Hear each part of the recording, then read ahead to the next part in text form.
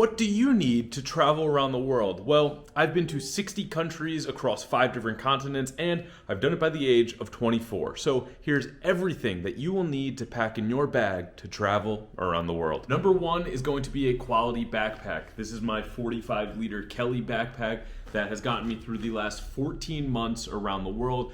I traveled before with a different bag, but this one has been the best one that I've used so far. So like I said, this is my 45-liter bag, and what I really like about this bag is it has one main pocket where you stuff all your clothing in there, and it also has a laptop pouch, but additionally it does have 2 side pockets, so you can see there's an upper pocket here, which is where I keep most of my toiletries, and then here is a side pocket for a water bottle. I put my Birkenstocks in this one, or I put my Birkenstocks in that one. But the most important part of your backpack that you need is back support. You can see that my Kelly bag comes with this full back plate when you're traveling and backpacking, regardless if it's a 2 to 3 week trip or if it's 14-month plus trip. This is going to save you from a lot of pain, a lot of exhaustion, so make sure you get a bag with really good back support. Disclaimer, if you know things about backpacking, you're probably wondering why I don't have the brand called Osprey. A lot of my friends do. It's a really quality bag. You can substitute this one for a 40 or 45-liter Osprey. However, they were just more expensive than this one.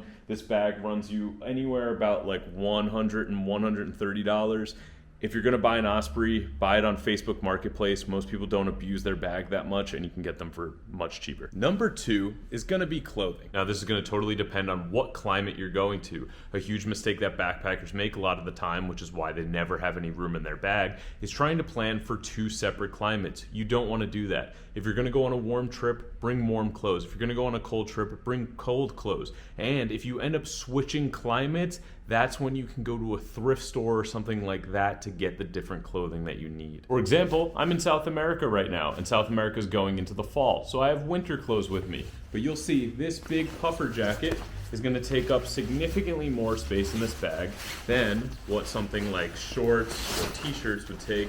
You can see that this one jacket almost takes up half of the bag. Of course, I could push it down, but you can just get a sense if I had 2 or 3, 4 of these items, the bag would be full. Now, right now, I'm in my home base of Argentina. I'm at my apartment. But what you want to do is bring clothes that you're comfortable with. The worst feeling in the world is getting to a country and having a bunch of new clothes that you don't like the fit of or however it is. I like to bring a mix. I like to bring a 50% clothes that I've worn before and 50% of clothes that I bought for the trip. Then on some days you can wear your comfortable clothes. It'll make you feel a little better as you're breaking in the new clothes, and then eventually those new clothes become your comfy clothes. But this is the golden rule. 8 days.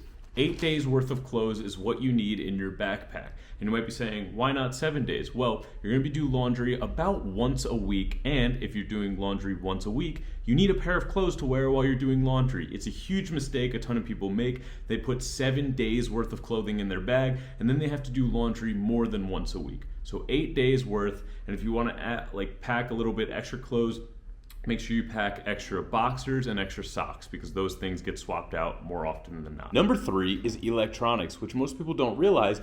Every single continent uses their own adapter. This is the plug for South America. This is the plug for Europe and some parts of Southeast Asia, and this is the plug for the United States. Each one of those plugs uses a different amount of power, meaning that if you plug that into the wrong one with some sort of not great adapter, you're gonna end up destroying or harming your devices. So you always wanna pick up something like this. This is a travel universal adapter, and the big thing here is surge protection. So once it's done charging, it'll stop, and you can see that this is the South American plug here, and if I turn them a bit, it'll turn into a US plug, or if I unlock this down here, that turns into a European plug. Another thing while backpacking that is a lifesaver, and I actually didn't have 2 of these when I started, is power banks. I highly suggest that you get 2 power banks, just because I know how we all are with charging our power banks. Portable chargers, same thing. These will be a lifesaver, especially on long bus rides. For example, I've taken buses and trains in Southeast Asia where they're 16, 18 hours and no outlet. A tip that I would suggest for you is get a fast charging one and get a long duration one. This one only has about 2.5 charges for a phone, but it'll charge it within about an hour. This one has about 8, but it takes anywhere from like 2 to 3 hours to fully charge the phone. Now, number 4 is going to be a bit niche, but it does apply to everyone a bit, and that's going to be camera equipment and laptops. Here's everything that I bring with me, and everything has a purpose. So I have a GoPro Hero 8, and this is only used ever for underwater shots, like when I was swimming with manta rays. Next up, we have a portable microphone. This is used for my iPhone when I'm making short content, like for Reels or for Shorts or for Facebook, anything like that. The laptop, this is my bread and butter. This is what I use to edit. It's very important to me. However, what I will tell you, this is huge. If you're not someone who is documenting, making content, what have you, don't bring a laptop. They're incredibly heavy. They take up a lot of space in your bag. And if you're not using it, you're very much going to regret it because it's not something that you can just discard, right? It's worth a lot of money. Additionally, you're going to want to bring an external hard drive. Hey, things get banged around while traveling, things get damaged. Everything that's on your computer should be backed up somewhere, so I always bring a 2 terabyte external battery with me. It has all my stuff on it. Then I also have this DJI Pocket Pro 2, which is what this entire vlog has been filmed on, except for this part. It's a really good camera. It only cost me about $400, and that was a few years ago, so if you're looking to pick one up, I highly recommend it. And number 5, which may be the most important, is physical money. And this is why you have to do your research before going to a country. Depending on where you're going is going to be determining if you actually need to take physical money out. For example, in Singapore, there's no need to take physical money out. Everything can be used by credit card, or if you go to Scandinavia, there's no reason to use anything like physical money. They just all use card. However, if you're gonna go to places like Thailand, or it's gonna be a shocker, but Germany, they mostly use cash. So you need to know to bring cash with you.